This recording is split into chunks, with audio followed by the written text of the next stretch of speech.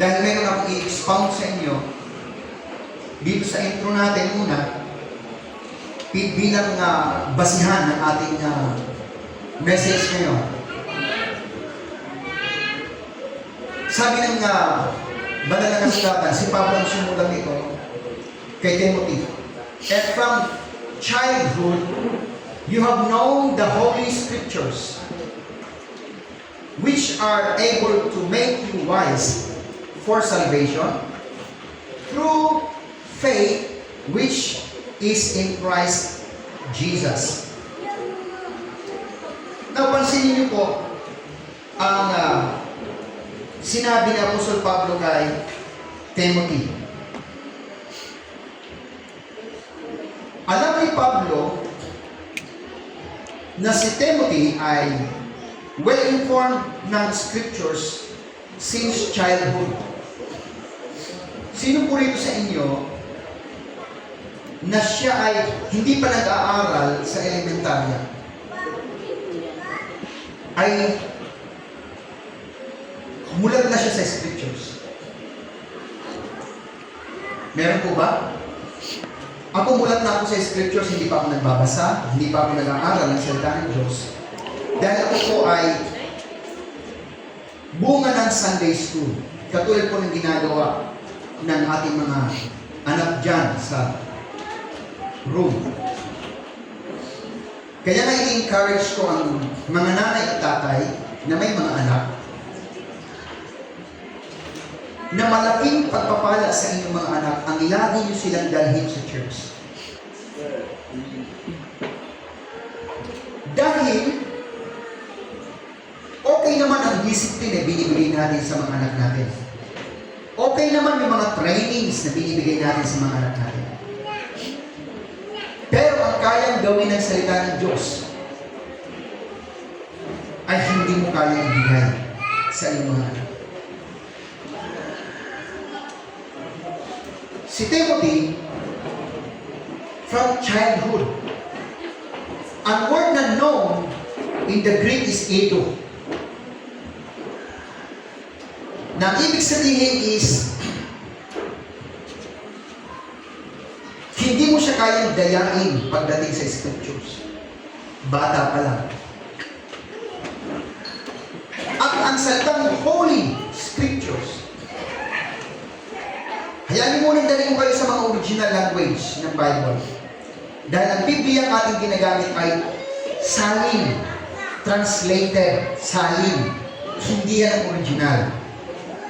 Ang salitang Holy Scriptures in the Greek is eros gramma. Holy in the Greek is eros, hindi hagios. Iba ang hagios sa eros. Pero pareha sila mayroong English word na holy. Pero ang word na eros or hieros in the Greek, ang ibig sabihin ay sacred. Ang grammar na Bible language ng scriptures, ang ibig sabihin is a letter, sulat. So, ang scriptures meaning ay sacred letters. Okay? Which are able to make you wise. Nakita niyo po ba kung gaano ka-beneficial ang scriptures pag alam na ng anak mo bata pa lang? Ginagawa siya nitong matalino. Hindi siya basta-basta nadadaya ng anumang sistema ng mundo dahil may tama siyang pundasyon. Which are able to make you wise. Nakakapag-impart ng ating DepEd, mga classrooms, nakakapag-impart ng wisdom. Pero kumpara sa wisdom na kaya ibigay ng Holy Scriptures, tandaan natin, ang wisdom na nasa mundo, yan po ay napaka-contaminated wisdom. Pero ang wisdom na kaya ibigay ng Biblia is the highest wisdom. At ang sabi nito, able to make you wise for salvation, able to make you wise for salvation. At ang salvation in the Greek is soteria. Nang ibig sabihin ay deliverance, preservation, safety, and salvation. At ang persona ng soteria, dahil ito po ay, check mo muna, ang soteria is noun, pero feminine. And ang soteria ay from the Greek word soter, na ang soter ay si Jesus. Kaya mapapansin nyo, involved si Jesus, siya ang sentro ng scriptures, which are able to make you wise for salvation through faith, which is in Christ Jesus. So itong Christ Jesus na ito yung Christ Jesus ng Holy Scriptures, hindi siya Jesus Christ ng religion. Dahil ang bawat religion, lalo kung belong sa Christianity na religion, may Jesus po lahat yan.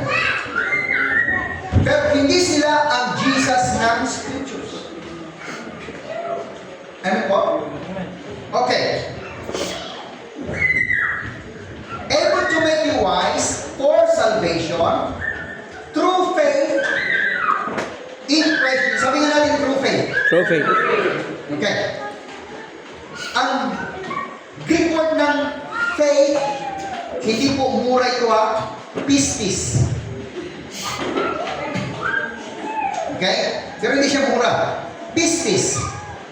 It's a noun. Ang ibig sabihin ay ownership. Isa sa meaning ng pistis ay ownership. So, kanino tayo? Tayo ay kay Christ. Ano po? Ang faith na mayroon tayo ay faith ni Jesus Christ. So, sino ang pinag-uusapan sa Holy Scriptures? Walang iba kundi si Jesus Christ. Amen. Now, tuloy tayo. In verse 16, all Scripture. Sabihin natin, all Scripture. All Scripture. Nagbago rito ang Greek word. Ang all Scripture in the Greek is pas graphe.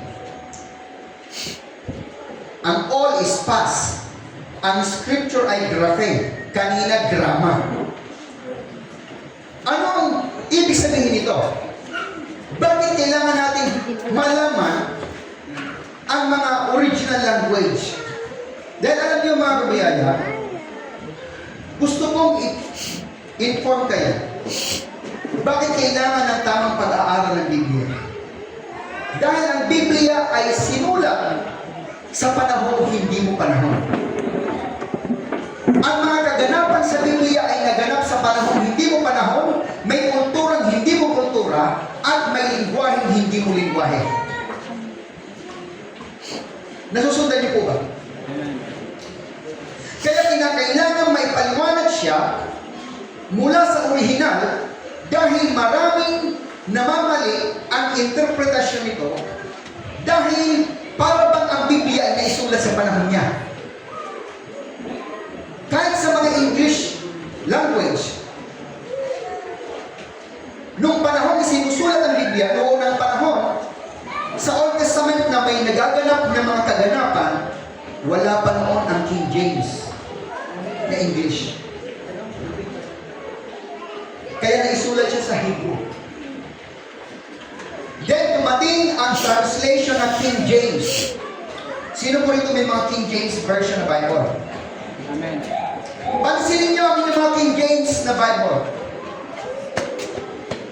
Nakakarinig ka ba ngayon ng mga Englishero at Englishera na ang gamit na style ng English ay King James? Wala. Kasi pati ang English ay nag-develop pa siya. Yung mga blessed is he who walketh not.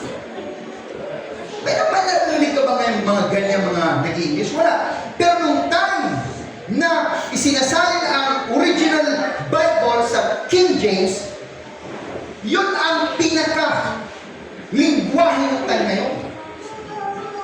Pero kung ipapaliwanag mo ngayon ang King James, gamit ang King James, may magugulat sa iyo sa mga pinagsasabi mo. Kaya kinakailangan mo naman ipaliwanag. That is why what we are doing here is explaining the original language kasi hindi natin naiintindihan ano ito sa panahon nila. Okay? So, all is past, scripture is graphe.